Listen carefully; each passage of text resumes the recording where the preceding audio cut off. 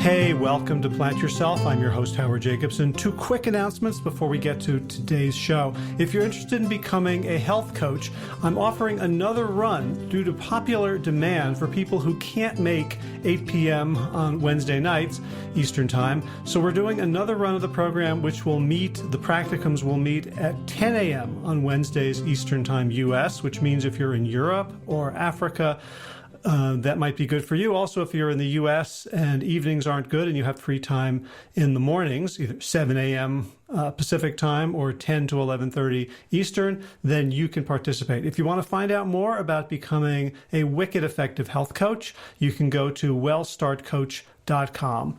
Second thing is, if you're not aware of it, Josh Lajani and I have a book that is free on Amazon Kindle. It's called Sick to Fit. And if you just go to Amazon and search for Sick to Fit, you'll be able to download it for free and read it on any Kindle-enabled device, even a phone, smartphone, tablet, computer, whatever. All right, let's get to today's episode. This is the Plant Yourself podcast. I'm Howard Jacobson of plantyourself.com and wellstarthealth.com.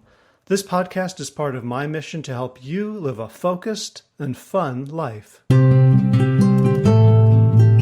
Today's guest, Chris Bailey, talks to us about focus and about the two kinds of focus that can help us in a world that seems built to distract us, built to keep us fiddling with our devices, our phones, our tablets, our screens, built to keep us from being productive, from being focused, and from doing our best work and having our highest impact. I can't tell you how many people I work with at WellStart who are addicted to their screens in a way that gets in the way of movement, that gets in the way of their making the right food choices, that keeps them up late at night so they're always chronically tired and chronically in need of a sugar hit or a caffeine hit, too tired to exercise. And it's because of the pull of these screens. And Chris Bailey offers us ways out. He offers us strategies. He offers us a way of looking at technology and a way of looking at focus and attention itself that can really empower us. After reading his book, Hyperfocus, and doing this interview, I have shifted how I work in some significant and profound ways, and I'm much happier for it. So I wanted to get Chris on the show after hearing him on the Bregman Leadership podcast, put out by my friend Peter Bregman. And we had a wonderful time, Chris and I. We videoed it, so you can see it on YouTube and also at plantyourself.com/301, today's episode. And Chris is not only smart and generous and kind, he's also funny as hell and charming. And we got a little bit goofy, so if you like that sort of thing, this is going to be a fun podcast for you. Before we get into it, two quick announcements. One is WellStart Health is starting a new cohort beginning of January. So if you would like to participate in that, to make 2019 your year, to lose the extra weight, to reverse chronic disease, to get fit, to become the person you say you want to be, we can help. It's a 12-week program with continued follow-up. We have text messaging. We have live coaching calls with me and Josh and our other coaches. And check us out, wellstarthealth.com. You can go to wellstarthealth.com/program to read all about it. And if you're interested, you can just click the apply button at the bottom. We'd love to have you in this first cohort of 2019. Second thing, the book that Josh Lajani and I wrote, Sick to Fit, is now available on Amazon, both as a Kindle ebook and a paperback. If you order it today and choose one-day shipping, you can get it in time for Christmas, so why not buy 30?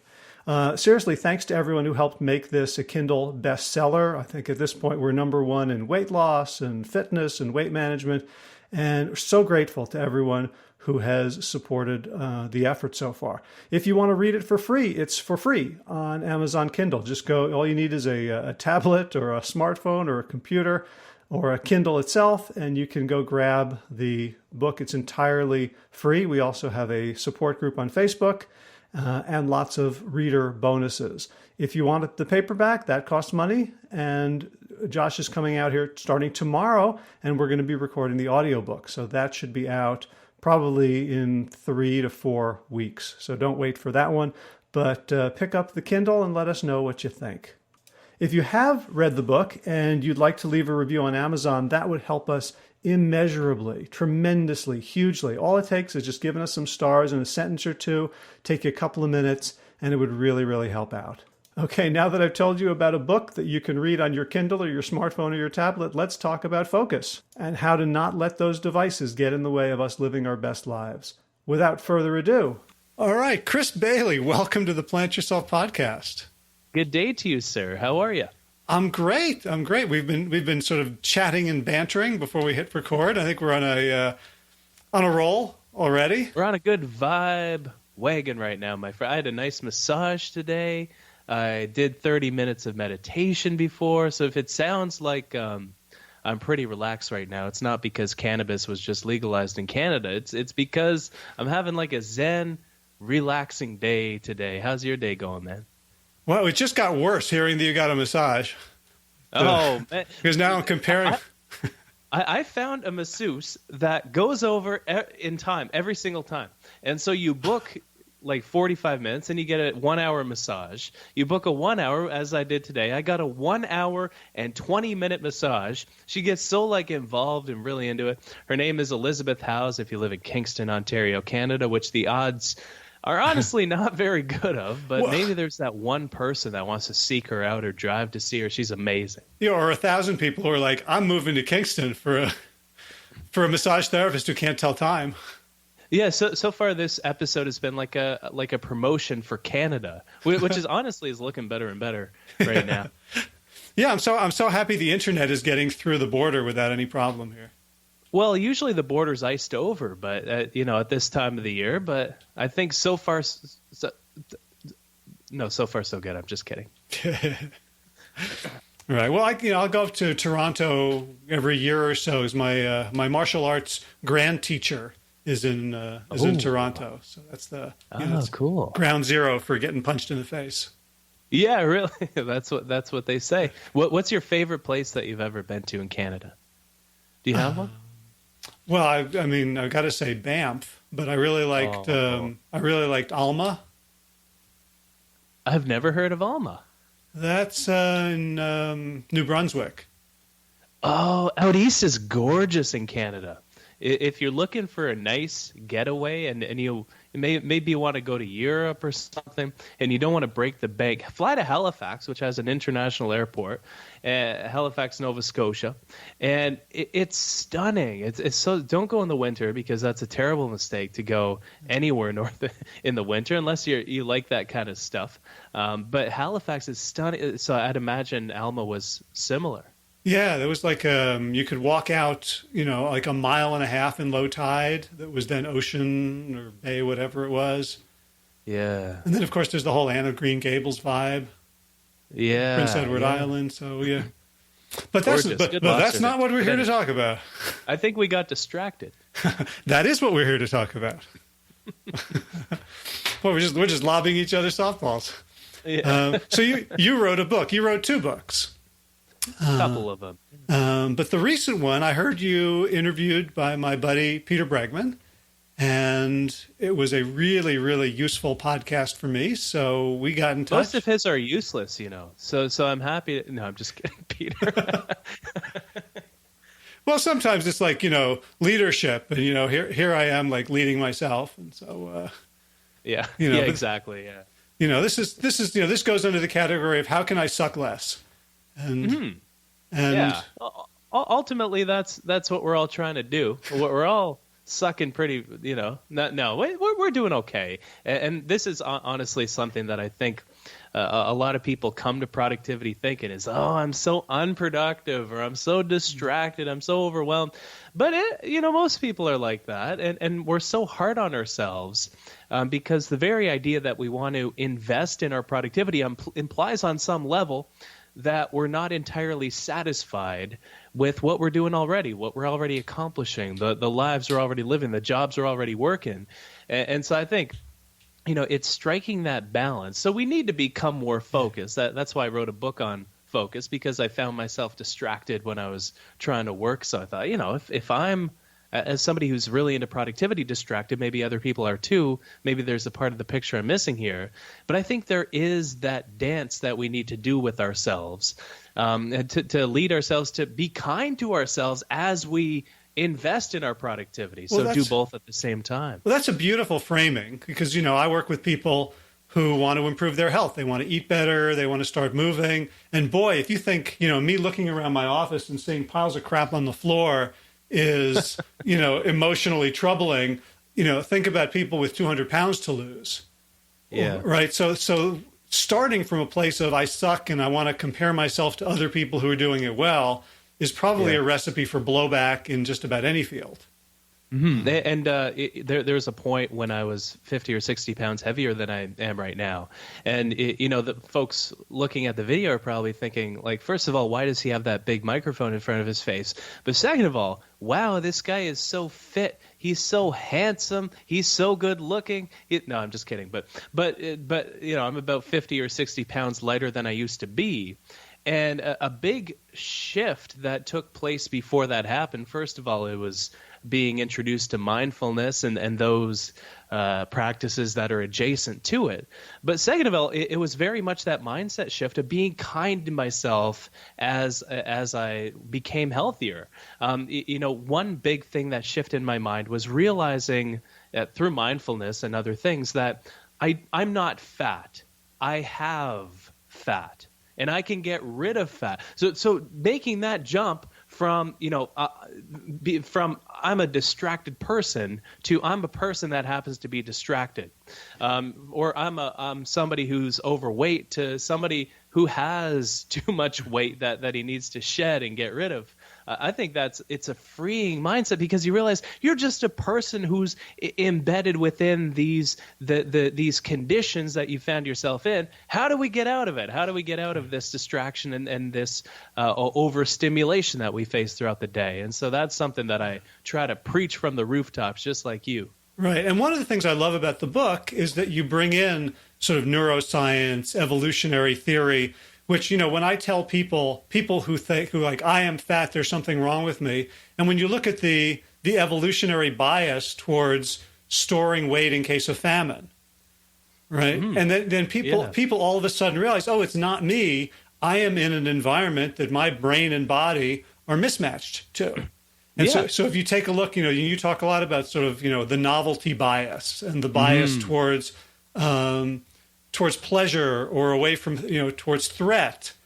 Yeah. And like, our brains are wired this way. And we've just become so darn good as a society at pushing our own buttons that we need books like yours and research like yours and bully pulpits like yours to help us protect ourselves. So I see this as very much in a piece with the work that I do around diet, around movement, right? This is just, what's the natural attainable quantity of input that our brains were meant to handle in the natural world, and multiply that by a zillion.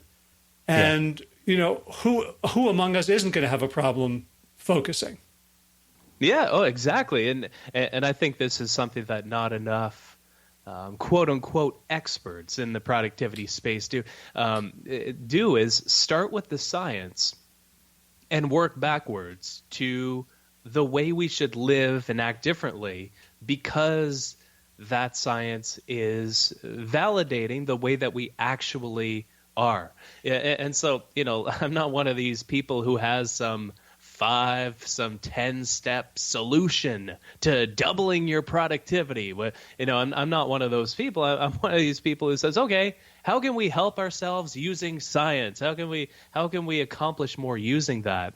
And so when you realize and you start with the science and you look at the way we're wired, it's no wonder we're so distracted. We have so many, and our mind prefers to pay attention to a distraction in the moment because, like you said, there's that novelty bias where within our brain's prefrontal cortex, the logical centers of our mind, they release a hit of dopamine, a main pleasure chemical in our mind, each time we focus on something that's new and novel.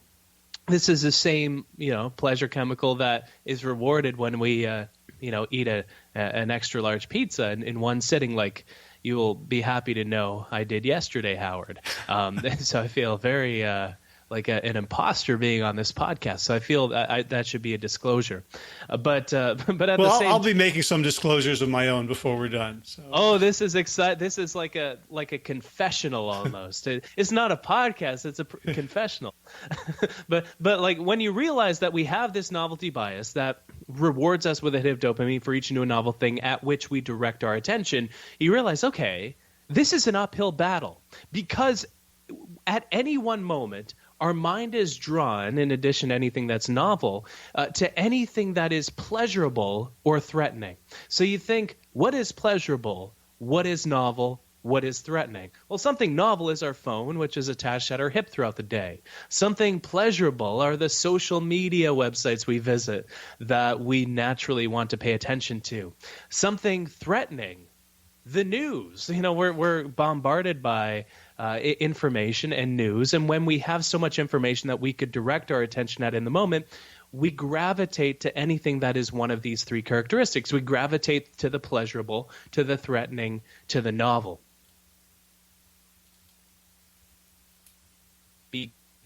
Yourself as you in greater productivity. This is a great way and reason to do so because we face this uphill battle. All right.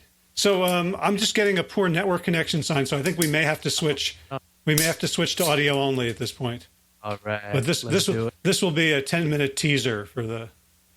It was nice to see you. Yeah. Well, we'll connect again at the end. Yeah. So what do I do here? I turn off my video. Oh, your beautiful face is fine. No. It's funny you're such good friends with Peter. Because you both have really nice teeth. Like, this is the nicest teeth I've ever seen. My goodness. Thank you. Mine were not cheap. No? You've poured a lot of money into that mouth. Maybe Peter has too, and he just doesn't want to say. Well, I had braces twice. I had them like when I was in junior high, and then I got them again the end of high school and college. So they oh, man. So, you've put in the time. Yeah. Yeah, I don't want to go there. So did you get most of what I just said, or? Let's see. You were talking about the three things. You finished with the news is threatening, and then you gave us the answer, and that was what I missed. Okay. Let me try to give you something that you can cut in here. Okay. And our attention naturally gravitates to anything that's novel, like the news, for example. And when we're bombarded by so many different things at which we could direct our attention at any one moment, what this means is that our mind is going to be drawn to what's novel, what's pleasurable, what's threatening. We're going to pay attention to the news instead of an Excel budget sheet that we happen to be updating. We're going to pay attention to our phone instead of a Word document, the report that we're writing in there. We're going to pay attention to social media instead of something that we truly ought and want to be doing. But this isn't our fault, and I think we need to internalize that idea. Yep, absolutely. And so when we're thinking about productivity, originally I was thinking about it just in terms of getting my work done. But as I went through the book, I realized the costs of being distracted are far greater. And here's my confessional is, I generally eat a very, very clean diet, but it was American Thanksgiving here last week, and we have a tofurkey, which is a giant lump of something plant-based with a rich gravy. And it turns out that while I was on another call, I had a slice and I ate most of the gravy. And my wife came in. When you were doing a podcast? No. Well, I was just. I feel this is why you turned the video off, because you don't want me to see you stuffing down bites of some tofurkey. Yeah, no, I try not to chew loudly during the actual podcast. This was actually just a call with someone. Okay. And so you can mute strategically. Yes. Keep the iPhone open. Mutes the top left button while I chew loudly. Yes. And I realized when I eat normal food, I take my time. I don't try to multitask. But here I was right before this interview with you talking about distraction and focus. And I had just selfishly used up all the gravy and onions. So that now there was this lump of whatever soy wheat gloop with no yumminess next to it. And, that I left, that's what I left for my wife. I'm like this. Here, have this gloop, honey. Like this distractedness is more than just productivity. So I wondered if we could kind of frame the topic of the book and why you got into it in terms of what are the costs, especially these days, of having our attention fragmented and having its will dictated by externals and the culture and people with agendas. Yeah, people do have agendas. They A/B test the perfect color of a notification that gets our attention a bit more, 0.1% more than a different color.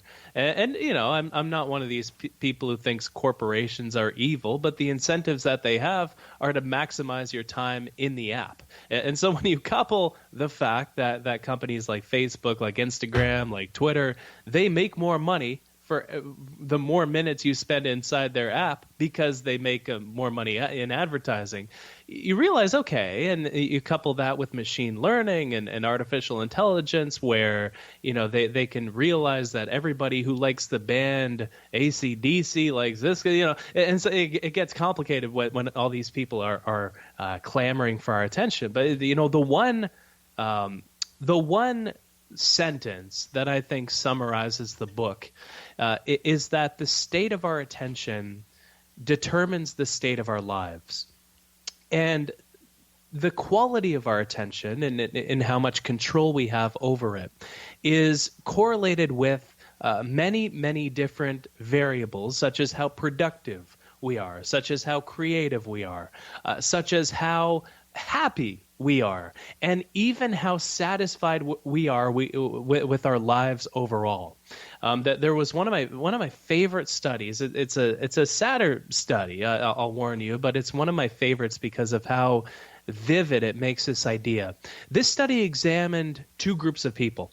The first group of people watched 6 or more hours of news coverage about the Boston Marathon bombings. I think they happened in 2013, and they compared this group of people against folks who were running in the actual marathon. And what they found, what the team of researchers found, was that those people who watched 6 or more hours of news coverage about the Boston Marathon bombings were more likely to develop PTSD than somebody who was at the bombing and personally affected by it.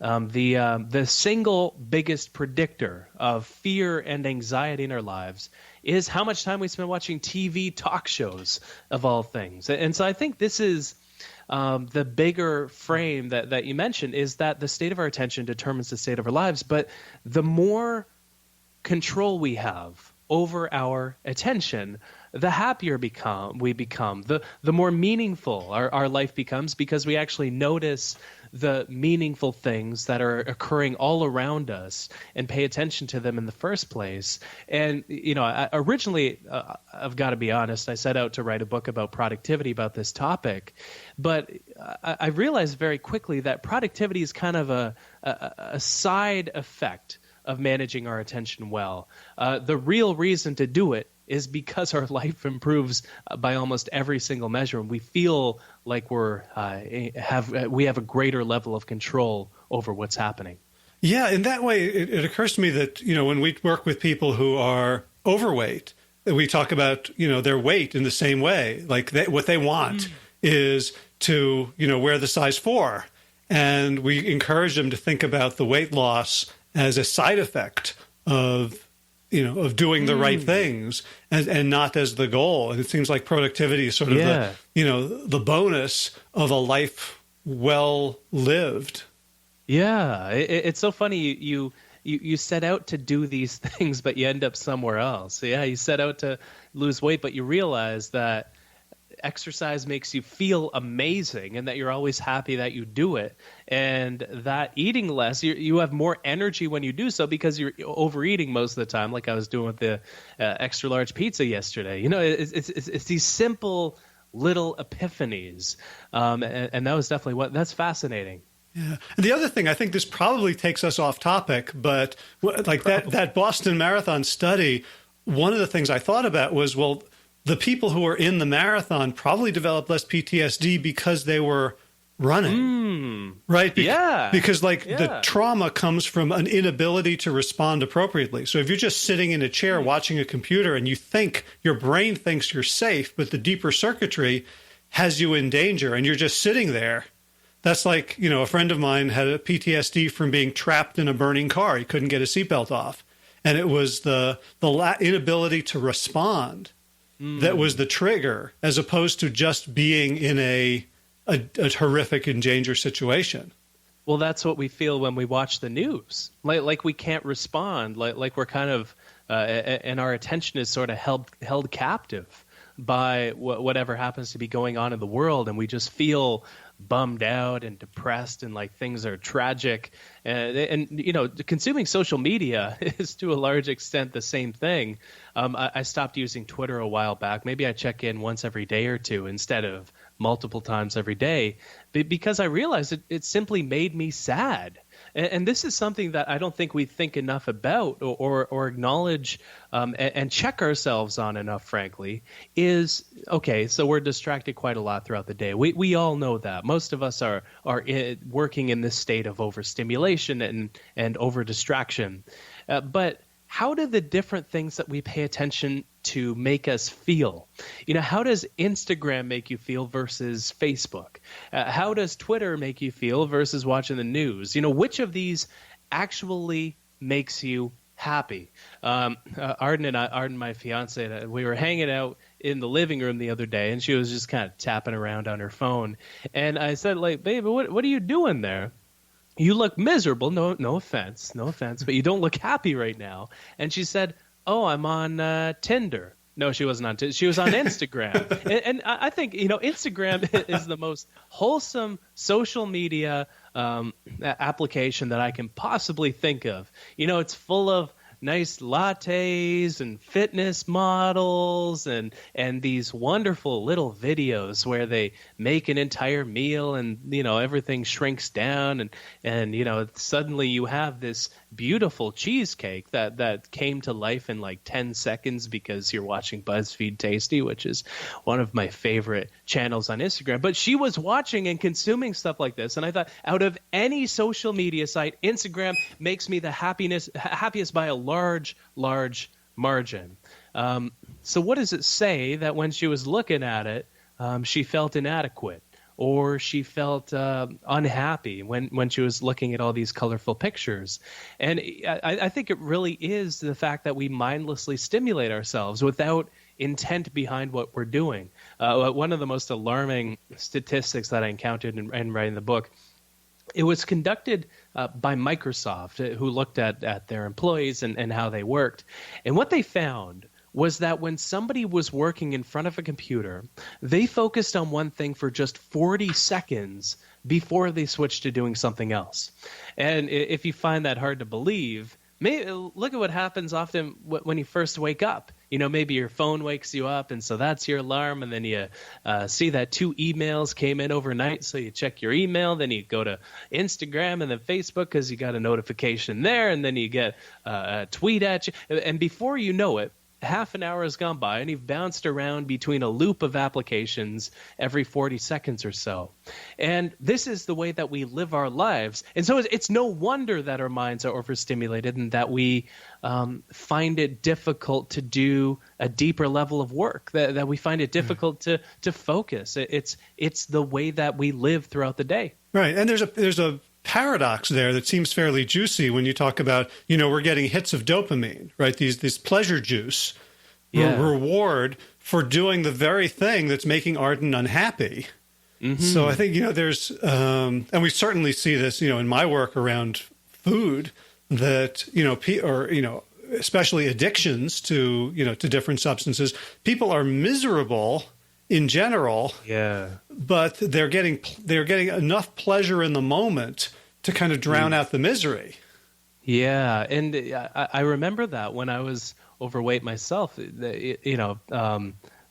where, and I think sometimes today I see somebody eating like a juicy cheeseburger, or I see them eating a funnel cake or something, I think, man, I want a funnel cake because I'm on a fast or something. And then I think back to when I was 50 or 60 pounds heavier, and I had those same habits of drowning out whatever I was feeling by eating too much. I realized I didn't really enjoy things as much as I do now, because there's less of a contrast between it's like if you're like exceedingly, like you're a billionaire, where you just get adjusted to the life that you have, and then the studies show that you become just as happy as everybody else. But you don't learn this, and you think, man, this can't be true until you become a billionaire. You can have all the food in the world, but not appreciate any of it if that's what you eat all the time. And so that's something, like, if you want to make food taste better, eat less of the stuff that makes you feel bad, because the contrast alone will make it so much more tasty. And focus on it. Like, for God's sakes, this is something that I've realized on meditation retreat a lot of the times, is food never tastes as good as it does during a meditation retreat. I know. Where do they get those cooks? They're amazing, right? Yeah, they're the most, when it's like some just like college kid who he's like making mac and cheese or something. And it's like, oh my God. Like, no meal will taste as good as the meal you focus on with 100% of your attention. Right. And the best meal I ever had was steamed zucchini after a 7-day water fast. Oh, yes. That sounds tasty. That was like fireworks. Yeah, because there's that beautiful contrast, and you actually notice it. You pay attention. You don't just scarf it down like the Thanksgiving leftovers. Right. So one of the things I made note of to bring into my work from your book was, and you were talking about it in terms of funnel cake in the book, this idea of second and third order consequences, which I love so much as a habit. Can you talk about that? Yeah, for sure. So there's always the first order consequences of everything that we do. It's it's just the consequences of an action that we take, or something that we say, or something along those lines. And so in the book, I use the example of eating a funnel cake. And so, a first order consequence of eating a funnel cake is that you enjoy the funnel cake. But when you look a bit deeper, there are deeper consequences to everything we say, to everything we do, everything we think, even, especially when we believe the thoughts that are flying through our head, even though so many of them are random. And in eating a funnel cake, like, a second order consequence of that might be that you break a new diet regimen that you just started. A third order consequence of that might, take a bit longer to materialize, but it might be that because you gave yourself permission to eat the funnel cake, then maybe more dopamine is coursing through your mind, and then you feel like the what the hell effect kick in, and then you eat more, and you kind of break down the habits of eating properly that you'd built up. And I think this is something that we need to approach everything with, is that there's the bigger interconnected picture of every decision that we make and every action that we take. And our work is the exact same way, by the way. Take, for example, if you're deciding between doing a bit more email and mentoring a new employee that joins your team. So email feels very urgent, which makes it feel important, more important than it actually is. And so we tend to it, and a first order consequence of that is we relieve the stress. We have less email in our inbox. But when you look at the deeper consequences of us answering some email, usually there aren't any, unless we send a yes reply to marry someone. I don't know. Most people don't propose over email. No, that's done via like Facebook message, I think. Yeah, Facebook message or text message is a bit more intimate, which is kind of nice. Or just FaceTime somebody, which is, you gotta up the richness of the communications. But mentoring a new employee, first order consequence of that is maybe they got off your case, they stopped asking too many questions. But a second order consequence of that might mean that the new people that just joined along with that person ask fewer questions, and your group becomes more productive overall. A third order consequence of that, something deeper, somebody might feel that connection with you. Somebody might become your mentee. Somebody might stay in your team for twice as long because you gave them the time and the attention. And so what feels more urgent between our email and mentoring somebody new? Email obviously feels more urgent, but when you look at the deeper consequences of doing each of those things, mentoring a new employee, for every minute we spend mentoring a new employee, that minute is worth 10 minutes of answering our email, because there are those deeper consequences, and because the connections run deeper than just what's immediately the result of something that we do. Right. And I think that's, Stephen Covey came out with his 4 quadrants, and the idea of, important versus urgent is often if we take a moment and think about it, we would probably, most of us, come to this conclusion, but not in the moment, right? In the moment, we make decisions in the same way that we plan our diet, and we have all these good intentions, or we're going to go running, and then when it comes to that moment, it's not even like when I am supremely unproductive for a day or a week or a month, it just feels like I just like get slotted into a groove, and I'm just on a track, and I'm not even making decisions. And it feels like there's no time or space to make decisions. And I loved your graphics. That there's this basic graphic showing a circle with a dotted, defined by a dotted line that you call attentional space. And that explained a ton to me about me. So can you kind of go over what that is and what it means?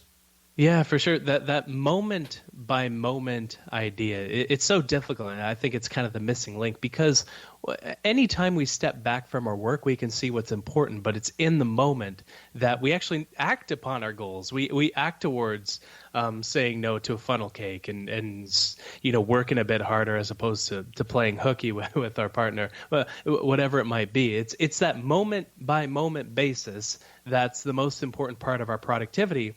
But yet our devices give us these notifications that, because when they arrive in our environment, they're the most salient object of attention at which we could direct our focus. They feel more important than they actually are. So they're the rustle in the grass on the savannah. Exactly, yeah. Where our attention is naturally drawn to them, but it's simply because of this wiring. Usually the fact that something is urgent means it's less important than what we truly ought to be doing. And I think the reason why this is so powerful is there are only so many things that we can pay attention to in the moment. Our attentional capacity, which is defined by our working memory capacity, which is how many things we can keep in our mind at one moment, is very, very limited. It's very constrained. It's usually constrained to about 2, 3, 4 things, depending on how distracted we are. We used to think the number was 7 or 8 things in any moment, but now we're realizing that it's much, much lower than that for most people. And because of this, we need to become deliberate about what we focus on, because we only have so much attention to process things in the moment. And the way that I visualize this, this is actually one of the things that I'm most proud of in the book. If you have the physical book in front of you and you flip open to that like publisher information page, you'll see that I get the illustration credit for the book. It says illustrations by Chris Bailey and Sinisa Sumina, because I designed all the ones in the book myself on a napkin, and somebody took them and they made them suitable for a mass market trade book. But this is one of the things I'm most proud of is, we can visualize what's on our mind by just the simple example. It's like a circle with a dotted line around it. And anything that we pay attention to in the moment passes through this attentional space. And by managing our attentional space better, which is anything that we're paying attention to in the moment, we manage our attention better, and then we get control over our attention. And then by doing this, the more control we have over our attention, the more we have control over our life, because a moment of attention never exists in isolation. And so because of this, if we're distracted in each moment, these moments build up, they accumulate day by day, week by week, month by month, year by year, to create a life that feels like we don't have a direction, like we're distracted, like things are overwhelming. And the converse is true. If we make an active effort to pay attention to what's meaningful in the moment, what's more consequential in the moment, beyond just the immediate moment, what actually creates a lasting change, a lasting impact in our life and the lives of other people, then our life feels more impactful and productive and creative and meaningful as a result. When we pay attention to conversations, when we pay attention to projects, whatever we're paying attention to, that becomes our reality. And so I think this is why deliberately paying attention to things is the superpower of the 21st century. Because in any one moment of the day, either we have control and are driving what we focus on, or the environments around us have control over our attention. And I think the quality of our attention could be attributed to how much of our time we spend with purpose and deliberateness behind what we're doing. Yeah. And one of the bits of science you brought in that I loved was this idea that different parts of our brain are actually engaged when we're doing sort of the short-term, the multitasking. That's the basal ganglia, which is just doing short-term stuff. So naturally, in a year or a month or a decade or at the end of our lives, when we're, we have like our experiencing self and our remembering self, and our remembering self doesn't remember because we did it all with our basal ganglia, as opposed to when we're focusing, we're using more of our hippocampus, which is creating long-term memories. That was like really eye-opening for me. Yeah. We funnel experiences through a different part of our brain when we're multitasking, when we're trying to do too much in the moment, versus when we're focused on one thing. So we're each focused on this conversation right now, and because of that, you've got the turkey going, but I think you're mostly focused. No, I'm just kidding. We're both mostly focused on this conversation. Because of that, we process this conversation through our hippocampus, which is the memory centers of our mind. But our basal ganglia, which are responsible for rote habits. This is where habits are stored in our mind. We process what we're experiencing through our basal ganglia when we're multitasking, when we're doing too many things in the moment, or even more than one thing in the moment, because we can't actively focus on more than one thing. But so we just rapidly switch between them, and then kind of like a movie where it's a bunch of frames stacked upon one another, which creates the illusion of movement. That's all multitasking is we switch rapidly back and forth so often that we feel like we're doing two things at the same time, when we're compromising our performance of both. By the way, though, if you're multitasking with something that is a habit, that doesn't require much thought, that doesn't, you don't really care to remember, I'm under the category of people who will say that that's okay to multitask with. And I know everybody doesn't agree, but I think when you start with the science and work backwards to how you should do things, the science does agree with this. So say, for example, if you're listening to this podcast and you're doing some chores or you're folding laundry, because one is physical and one is oral, A-U-R-A-L. What that means is that you process the two experiences with a different part of your brain. You can do the laundry folding largely on autopilot mode. You don't really need to devote much conscious attention to it, because once you initiate any habit consciously, your brain runs through the rest of the experience largely on autopilot mode. You don't need to think about it. And because of that, you can be listening to the podcast right now. And I think this is something that we need to take to heart, is some things we don't really care about. Some things aren't meaningful. Doing chores, doing the laundry, doing the dishes.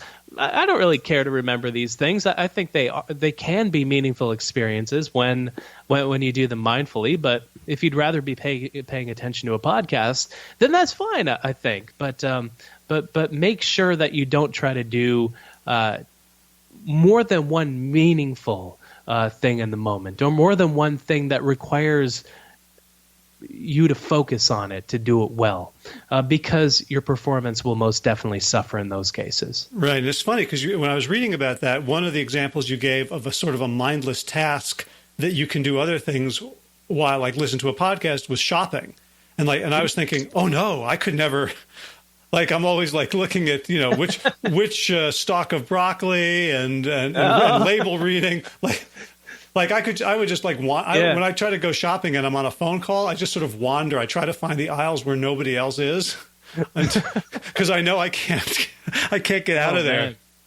I think that shows more about the quality of our diets than anything. I feel I've been harsh on my diet. I eat pretty well. I eat pretty cleanly, but to me, broccoli is broccoli. I think I'm missing out on something there. Yeah. Well, when it's brown and slimy, it's probably time to leave that one and get a different stock. Oh, really? So, yeah. I didn't know that.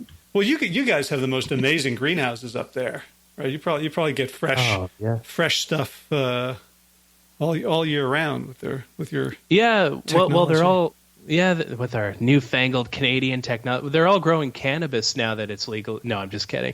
But the produce is always really good here. It's the most, I think gratitude, this is like not related to anything that's related to this conversation, but I think gratitude is one of the most beautiful things in the world. Like it's kind of a gateway to happiness. Wait, I'll make the connection. Happier people, research shows, are 31% more focused and productive than other people, because happiness it actually increases the size of our attentional space, which allows us to process more. Now, finally, we have justification for being happy.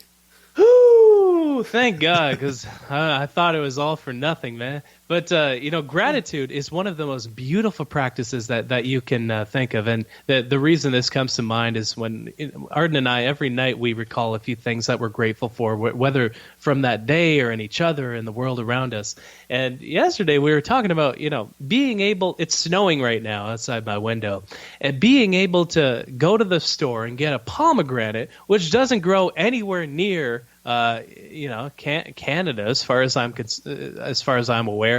Pretty bad at geography, but you can get all these things that aren't even from Canada across the street, and you can eat whatever whatever healthy foods you want pretty much any time of the year.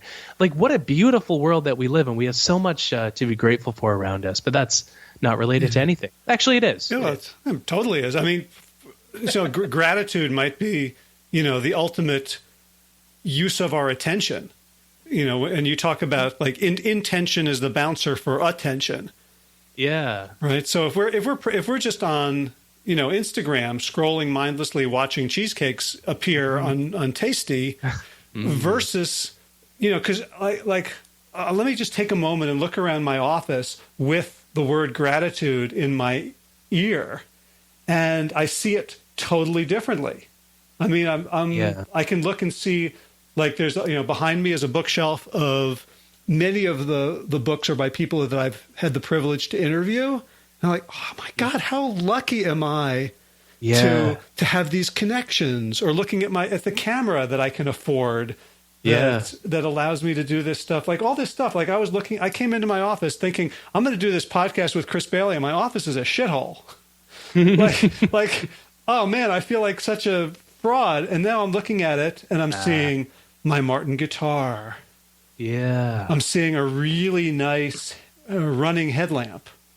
Like this, like, just gratitude has transformed. It's like the best Instagram filter ever for the photograph of my office. Yeah. And maybe this is the problem, but when you're on Instagram, you see everything through the lens of not having what everybody else has. But when you look around you, those are things you have already. Those are things that are already in your life. I have this, my Turtle Edwards in the office here. I've got speakers, a soundproofed office, beautiful plants, a piano, kettlebells up in here. And we have so much to be grateful for. We just need to notice it in the first place. I talk about happiness actually quite a bit in the book, because it's so vital to invest in it as we invest in our productivity. One simple way to kind of pat yourself on the back, one of my favorite ways is keeping an accomplishments list. And so throughout the week, maybe at the end of each day, you write down 1 or 2 things what you accomplished that day. And they don't have to be massive. They don't have to be, I wrote 10,000 words and I did a great interview with somebody. They could be as simple as I opened the door for that person. That was and that made them feel happy, because it's about somebody else then too. And just this simple list, it reminds us to pat ourselves on the back. It was funny, one study that I encountered in writing the book that found that at any moment of the day, our mind is wandering away from what we truly want to be doing about 47% of the day, of the time. They looked at the activities that have been shown to make us the happiest. And so this study, it was a happiness study that surveyed about 250,000 people, or 250,000 responses from thousands of people. And what they did is they pinged them on their phone at random times, and they asked, in this moment, what are you doing? Are you focusing on it? And how happy are you? And they found the 5 activities that make us the happiest. Number 5 was listening to music. Number 4 was playing. Number 3 was talking and investing in our relationships. Number 2 is exercise. And number 1, I don't know why people were responding on their phone when they were doing this, but number 1 was making love. And maybe while listening to music and investing in their relationships. And it's exercise too. So I guess you and it's play. So I guess you tick every box at once. Maybe that's why it's such a nice, right. All of these things kind of build up to that crescendo there. Right. And if you if it includes cocoa powder, cocoa and cocaine. Yeah. No, eating sushi off of someone's belly button. Like, you can get the food in there too. Yeah, you can get the food aspect. Yeah, you can eat a funnel cake off of somebody's belly. Who answers their phone at that moment? I don't know. Maybe they waited a few minutes. Yeah, maybe. Yeah, maybe they waited 30 seconds in my case. No, I'm just kidding. But the idea is that whatever we're doing, any one of these things, we're focused on what we're doing. It's focusing on things that make us the happiest. But more than that, doing anything deliberately that makes us the happiest. And a part of that is just noticing the things that we have to be grateful for, I think. Yeah. So one thing that I was taken by is you talk about you have this the book is called Hyperfocus. We actually haven't mentioned the name of the book yet, but I guess we have. I'm terrible at plugging my stuff, so thank you for mentioning it. Yeah, but that massage therapist though, we've doubled her business overnight. Yeah. But you say that hyperfocus, which is this intentional focus on. And I love, to go nesting layers here. Your definition of productivity is doing what we intend to do. They said when we're in that hyper-focus mode, we are relaxed, happy, super productive. Whereas I realized I kind of had this image of myself as like being really productive, like kind of this, hamster on a wheel or bunny rabbit, or like I'm like I just wanted Space Invaders. When in fact you're absolutely right that my most productive times have felt delicious and expansive. Yeah, and I don't think a lot of us need a book to tell us this. Is if you think back, we all have enough data at our disposal. When you think back to when you accomplished a crazy amount in one day, you probably weren't tending to a lot of distractions. You were probably working on one thing and chugging away at it with a deliberate level of attention. It doesn't, and this is something that I think we miss out on, is it doesn't matter how intense our attention is, as long as it is directed constantly at one thing. And we can work in slow motion, but as long as we're working on something that's actually important, we're going to accomplish more, and especially more of what we intend to do. and we're going to become more productive as a result of that. And Hyperfocus is honestly the best name that I could come up with for this topic. But it has that consequence of making the mode seem more intense than it has to be. And honestly, the red cover of the book doesn't help that much, but don't tell my publisher I said that.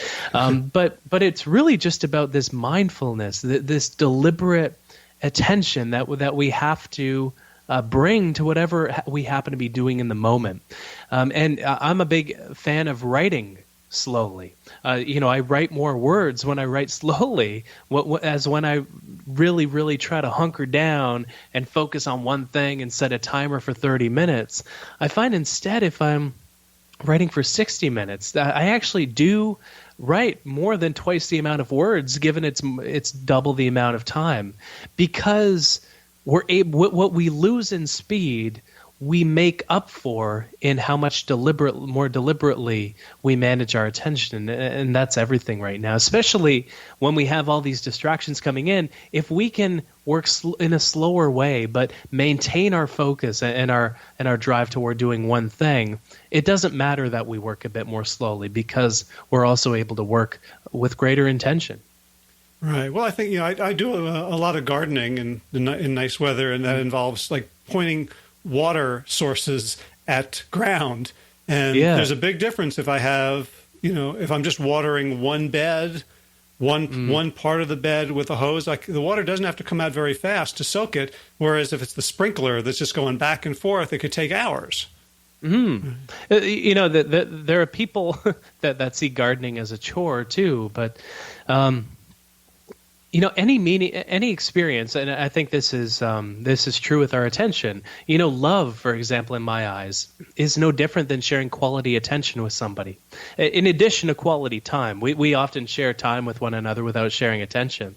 And when we share that attention with experiences like gardening, people see gardening a lot of different ways. There are some people who see it as a chore they have to do after a busy day at the office. And then there are some people who get home from the office and gardening is the most relaxing part of their day. They get to bring something to life by showering it with water and by pruning the branches. And it's the same experience, but we just relate to it very, very differently.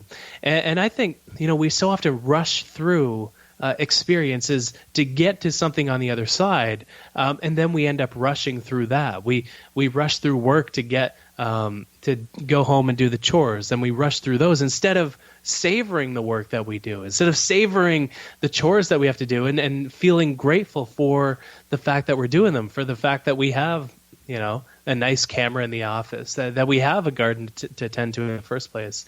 Right. And to me, the starting point of gratitude, which is a feeling of like enoughness or abundance, it has to start with attention. There are days where I'm surrounded by nice stuff and I feel like my attentional space is overflowing with too many things to do. Like that to me is like ground zero of ungratitude. You can't be grateful for what you don't notice. And you can't notice something without paying attention to it. Yeah, and the feeling of overwhelm, of constant distraction, is itself. It just feels like there's the song going on in my head is basically you're not enough, you're not enough, you're not enough. If you were enough, you could handle all this. Yeah, you need to listen to Vienna by Billy Joel. You need to get that song in your head. Oh, Vienna Slow waits down, for you. Crazy child. Yeah, Vienna always waits. Vienna's right now. Whatever we're doing, we just need to see it. My wife had a dachshund named Vienna when she was a kid. Oh man, I think if there's any one song that has to do with productivity, it's Vienna by Billy Joel. Or you Can't Hurry Love. Oh, who's that by? Is that Billy Joel? No, it's not. Is it Diana Ross and the Supremes? Someone's going to write in if I'm wrong. Yeah, don't be wrong hurry, about love. Phil Collins, man. It's Phil Collins, Diana Ross. Or the Supremes? Maybe you're thinking of the Supremes? I see here. I'd play you but then this will get flagged for copyright violation. Yeah, if I sing it, no one will have that problem. Nobody would also recognize the song either, so they have that problem.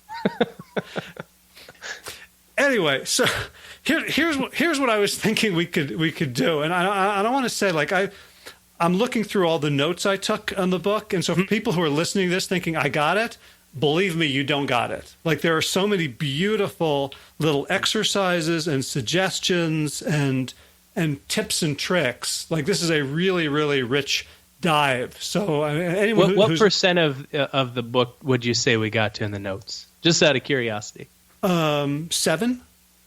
Oh, okay. I think we covered some top line stuff, but we haven't really got. But what I'd love to do is I'm looking at my window at a new office shed being built, and basically I had this built for a couple of reasons. One is I have adult children who are sort of semi living at home a lot of the time, and like this because this is a bedroom. Like there's a lot of ill feeling that one of my children's basically living in a closet. Yeah. Another is I do a lot of podcasting. Like Harry Potter. Yeah, but Yeah, there's but not. it's a ranch house. There's not even stairs. But yeah, it's not. Yeah, it turns out that actually living in a closet is not as much fun as being Harry Potter.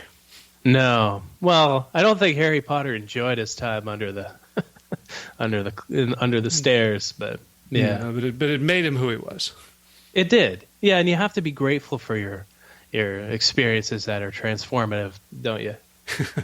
The other problem is it's right next to the bathroom. People vacuum, and whenever I'm podcasting, I'm like shh shh shh shh shh, and also like really the thing is like this is where my attention goes to die when I'm I'm not working. It's like 7 o'clock at night. I'll still find myself in here checking email, going on Slack, doing little things, and so I thought get it out of the house. And then I thought, okay, 12 by 12, like slightly bigger than this room, and I'm going to have all my stuff. And then I read your book, and I'm like, I don't want to do that. I kind of wish it was half the size. Like I kind of wish it was a place where I could create a temple to Hyperfocus. And I'm wondering if you can help me think that through. Yeah, I really like that. I think the key in the environment around you is to have nothing that would consume your full attention if you focus on it. And more than that, nothing that calls out for your attention should you focus on it. So in my office here, my phone isn't here, my tablet isn't here.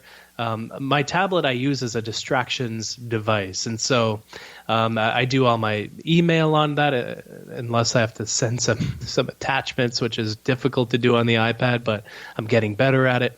And so I would say that would be the one thing is be very, very thoughtful about the devices you have in there. But besides that, get some good speakers in there, I would say, in case you want to listen to some classical music, some beautiful classical music. Everybody finds music impacts their productivity and their focus differently. It depends on how familiar the music sounds to you, and how simple it is. So music that's simple and familiar, I listen to classical music or depressing Ed Sheeran songs on repeat one for most of the day, but that can help. Having a convertible desk will help to kind of get you moving a little bit.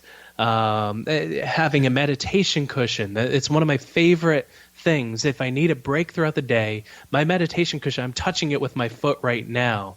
Have some plants, some noise-canceling headphones in case there's too much noise around you. And be very, very thoughtful about the environment that you're in because it matters so much. Okay. What have you decided to do differently because of the book? Well, so one thing is I have a book problem, right? So as a podcaster, I get I either buy or get 5 to 10 books a month, and I love them all. And and this is I'm not the Library of Congress. I've bought additional bookshelves so that they're like metastasizing around my walls. Yeah, and so that's one thing that I'm concerned about. Is that I've got books here that I will probably never crack open again, And it's just like a lot of visual stimulus. Another thing that I'm worried about is my phone. So like I need to talk to people sometimes. So like, do I do that solely by Skype? Like one of the things I like about the phone is I get to walk around. So like I'm not tethered to the little headphone on my computer. Yeah. I saw before we cut off the video, you have looks like ear pods, so you're not wired to your computer. Yeah, I've got some AirPods going on here. But what helps with the phone, I think, get the phone out of there because it's a personalized world of distraction. And Skype isn't that distracting. It's kind of singular in its purpose. For dealing with the phone throughout the day, K-Safe. I don't know if you've heard of this. It's a time locking container, and it's designed for food. And so if you're like really resisting a chocolate bar or something, or you want to put the TV remote away or a video game controller away for a little bit, you can lock it in the safe, and in the safe you put the time that you want it to unlock at, and so you can lock something away for 6 hours, whether it's a device or something like that. I feel like I would turn into one of the monkeys at the beginning of 2001 if I had a device in that safe. I would just be like bouncing all over it, trying to figure out how to. I'd be like poking it with safety pins and. Oh man, yeah, it's like a new age marshmallow test. But yeah, this is something that would be helpful if you find that you want to have the phone nearby, but you don't want a personalized world. But I would recommend doing Skype. That's how I do all my phone calls because our phone. It presents us with cues. It's not the problem, that we go into an app for 2 minutes and, we feel, I want to check Instagram for a little bit. And if we had that intention, we check Instagram for a bit, then we were able to go back really, really quickly to what we were doing before. Frankly, it wouldn't be that big of a problem. The problem is that we go to Instagram for a few minutes, but then we go for a few minutes more. And then we go to this loop of apps, that often the one that we visit first thing in the morning, that is this personalized world of distraction. And the best solution is to not encounter that situation in the first place. Set up some screen time features on your phone. Here's a nice compromise. Most phones have a grayscale mode, grayscale. What this does, it's the most least known feature of most phones, but yet I find that this feature cuts the amount of time I spend on my phone in half while not changing any of the functionality. And it's usually a setting that's buried in the accessibility panel of your phone. Yeah, but I wish they could do that with like M&Ms. People would find it much easier. That would be amazing. Yeah, the M&Ms would be so boring. But the feature turns your phone screen black and white.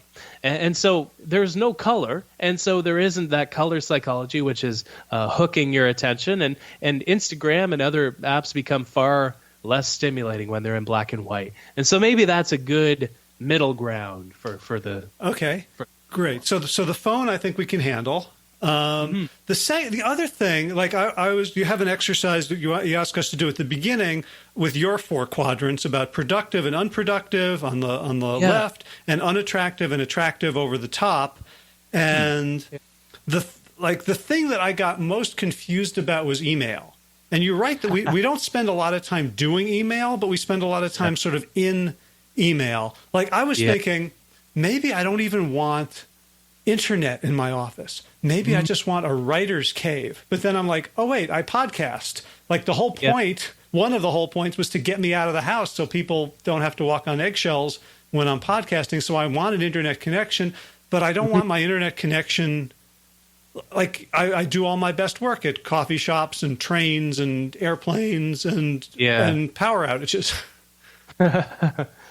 So something that I do with food here, because I have a very difficult time resisting food, especially chips. If there's a bag of chips in the house, I can't stop thinking about it until the bag is gone. And so what I do is I give the bag to Arden, and whenever I want a little bit, I'll ask Arden, can I have a bowl of chips? And she'll run downstairs wherever she hides the bags of chips, and she'll get me a bowl. And so if I want another bowl of chips, she'll say, no, you've already had a bowl, or I have to like come crawling back to her, and I feel all self-conscious and everything. And maybe a similar thing would be possible with the internet, where there's some parental control feature of a router where you ask, honey, can I need to do a podcast, you mind, where you have to come crawling back to her each time. Maybe that's a way to get some limits, but also some accountability with that. I mean, I was looking at some of the apps you recommend. I guess the first one was like freedom.io. Yeah. I'm trying to figure out how to use that. Part of me, understands how weak my will is compared to all the distractions, and part of me is insulted that I would need a K-Safe or a Grayscale or an app that turns off the apps and websites. Like, am I fooling myself? I think you need to enable the app, and this is something that I've realized myself, is that we like to think that we're stronger than we are, but in the moment we're not as strong as we believe ourselves to be previously. And so in the moment, deciding between trying to get a six-pack by the summertime and get a job promotion too. In the moment, we want nothing more than to order takeout and play hooky. And so there's this mismatch between what's good for us in the short term, or what we want in the immediate term, and what's actually good for us in the medium to long term. And so I think we need to make things easy on ourselves wherever possible. There's a point in writing the book, and I write about this in the book, where I need to enable a distractions blocker whenever I write. I enable an app, either Freedom or Self-Control, where you have to actually restart your computer if you want access to the websites that are your problem points. Like if you want to access the news, you have to physically restart your computer if you want to access it. and what this does, when over the course of one writing session, I just thought, okay, today as an experiment, I'm not going to limit the distractions that I face, and I found myself going to the same old, I'll just check the news for a little bit. I'll just check email just once and then go back. But the cost of doing so in the moment, when we not giving ourselves the option to do that, is usually the best course of action, because we all fall into these same pitfalls because we're wired to crave different things that are good for us in the moment. Right. I guess one of the things that I'm realizing as we're talking is, like, I have done zero kind of deep work in the past couple of weeks in terms of like not having any distractions. If I do like 90 minutes a day, which doesn't feel like it's a huge change in my whole life, if I just like set up these, anti-distraction technologies for 90 minutes a day, that's, there's probably a huge 80-20 win. Oh, yeah. And when you do that, because if you don't want to feel trapped, this is a tactic that works well for me, is to give yourself a choice. Either write or do nothing. So you can choose to do nothing, but it's a choice. And you don't have to write. You can do nothing instead. But you must sit there. You must be in that cave with the internet access shut off. And in that situation, you usually find because the resistance we have to doing certain tasks is usually stacked towards the beginning of that task. And so it takes us, a month to build up the courage to clean out the basement closet. But once we do it for just 2 minutes, we can keep going for another month, just cleaning that thing out. It's always stacked towards the beginning. That was the most helpful image in the book for me, was the sort of the noise graph of resistance, and how after about 40 seconds or 2 minutes, it's gone. Yeah, and this is I don't have research to back this up. But when you overlay, this is my prognostication, that when you overlay these two ideas, first of all, that we're distracted every 40 seconds, and second of all, that the resistance we have to doing something is stacked towards the beginning, you stack these things on top of one another. And perhaps this is that problem in action, where we feel resistance to doing something. So this is why we distract ourselves every 40 seconds. Then maybe the guilt sets in, or the opposite effect sets in, where we feel bad about not doing something else. So we get another hit of dopamine, we cave into the novelty bias, and then we do something else that isn't work. But I find it a really helpful idea to think about that resistance. But I love the idea of doing nothing as as the alternative. So now the writing becomes the novelty. Yeah, exactly. It's the most novel thing at which you can direct your attention in the moment. Right, because you have this wonderful study about, I guess, 71% of men would prefer to self-administer a painful shock than sit with their own thoughts. Exactly, yeah. And this isn't to say that mind wandering is a bad thing, because this is often when our best ideas come to us, but it's so critical to realize that we can use the repellent effect of that for something productive too. Right. And half of the book is about what you call scatter focus, which is about creativity as opposed to productivity. I just have to interrupt you because I have a hard out a few minutes ago. Oh, okay. Well, sorry about that. That's all right. There you are, modeling what you preach about attention and intention. So sorry about. We would have scheduled longer time, but I have another call like right now. Okay, well, let's... sorry about that. The book is Hyperfocus. Where can people find you? Quickly. Oh, man, yeah, I'm sorry. I always feel rude cutting stuff, but anyway. The book is called Hyperfocus, How to Be More Productive in a World of Distraction. And it's also as an audiobook. If you like the sound of my voice... it's as an audio book. If you don't like the sound of my voice, there's the physical book with all the beautiful illustrations, and my website is called alifeofproductivity.com, where I write a semi-weekly column. Awesome. Well, you and I hope we'll continue our conversations. Go be punctual right now. And Chris Bailey, thank you so much for this wonderful chat and for all the work you do. Thank you so much for having me, man. Let me know when you get the new, I'm going to call it your man cave, but when you get the new man cave hooked up and ready to go, if you do decide to record podcasts out of it, we'll have to chat again. Will do. Look forward to it. Thanks, man. Have fun. Thanks. Bye-bye. See you, man. All right. I hope you found that conversation with Chris Bailey as fun and interesting and useful, above all, useful as I did. Hopefully you'll take away some gems from this conversation that you can use right away. Maybe jot down a couple of things that you plan to start implementing, but definitely get the book. There's so much in there that we didn't cover, the nitty-gritty details of how to live a purposeful and focused and productive life. Highly, highly recommend it. So to watch the YouTube video, or to get links to Chris's books or his appearances on the Bregman Leadership Podcast, you can head over to the show notes at plantyourself.com/301. If you're new to the show, you can catch up on 300 archived episodes over at plantyourself.com. If you would like to help the show, one way to do it is to leave a review on Apple Podcasts or iTunes or Stitcher or Spotify or Pandora or wherever you get your podcasts. A review is the easiest and most powerful way to let other people know about the show so that we can continue to grow our audience and continue to spread this message. If you'd like to throw some cash our way to help support the mission of this show, you might be noticing that this is a different microphone.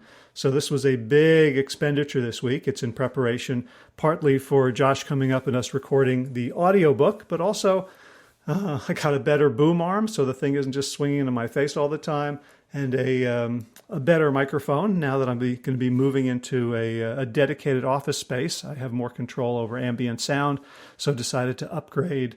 And all that costs money, as does the time it takes me every week to find guests, prepare, read their books, interview them, create the show notes, promote, do all the stuff that gets done to make a podcast successful. And if you would like to be my partner in that and helping that go out to the world, I would really appreciate it. You can go over to plantyourself.com and look on the right sidebar, click the Patreon link, and then you can become a patron of the show with an ongoing monthly contribution. All right, so in running news, did a pretty good 6 miles this morning. It was really cold when I started, but by the end, I had to remove the heavy winter gloves and wish I was wearing one fewer layer on top, so it feels good. As I said, Josh is coming tomorrow, so I'm sure he's going to put me through my paces for the next 3 mornings. In garden news, all we've been doing is going out during the day and uncovering the kale and mustard greens and collards, and then at night, in preparation for the frost, covering them up again. So probably more calories going into keeping the beds alive than in the calories we're getting from them, but still can't beat greens for nutrients. We're getting our garden greens are making our smoothies these days. And now time for thanks. Thanks, of course, to Will Ridenauer for his beautiful song Sabali Dawn, the Dance of Peace, as this show's theme music. Check out willridenauer.com for more of his beautiful kora music. And thanks to the people who are already supporting this show. Your names always bring a smile to my face, and here we go. Kim Harrison, Lynn McClellan, Anthony Disson, Brittany Porter, Dominic Mara, Barbara Whitney, Tammy Black, Amy Good, Amanda Hathaway, Mary Jane Wheeler, Ellen Kennelly, Melissa Cobb, Rachel Burns, Christine Nielsen, Tina Sharp, Tina Ahern, Jen Volkanovsky, David Vizek, Mysterious Michelle X, Elspeth Felden, Victoria Dolomanova, Leah Stoller, Alan Christensen, Colleen Peck, Michelle Andrew, Josina, Julianne Roland, Stu Dolnick, Sarah Durkis, Ron the Circus, Kelly Cameron, Wayne Pedersen, Leanne Peterson, Janet Selby, Claire Adams, Tom Franzik, Jeanette Benham, Gila, Sarah David Donahue, Blair Cyber, Dorona Vizov, Joe and Carolina Chintati, Jody Friesen, Ruth Ann Bunder, Misha Rose, Michael Warbeck, Ethan Lee, Steers, Stacey Z.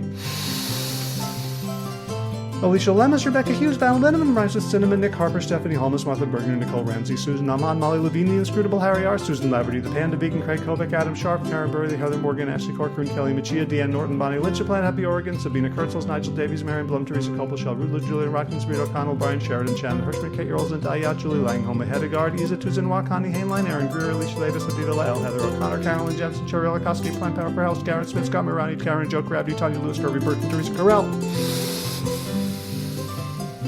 Kevin McCauley, Elizabeth Rothschild, Kelly Baker Miracle, Ann Jesse, Cheryl Dwyer, Jenny Hazelton, Valerie Peltier, Peter W. Evans, Colleen Harrison, Justine Divitt, Joshua Summer Meyer, Dennis Burr, Darby Kelly, Laurie Fanny, Linnea Lundquist, Valerie Hummel, Deb Cassia, Emily Iconelli, Levy Wallach, Rosamund McAtee, Dan McCorney, Stephen Leanan, Patty DiMartino, Mike and Donna Cart, Deanne Bishop, Bilberry Elf, Gunter Schmidt, Marjorie Lewis, Kelly Molden, Terisha Adams, and Ian Kramer for your generous support of the podcast. That's it for this week. As always, be well, my friends.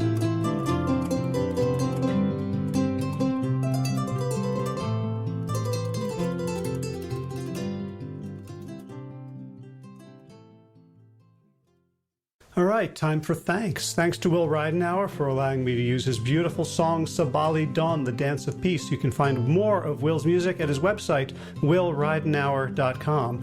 And of course, thanks to all of you Plant Yourself podcast patrons.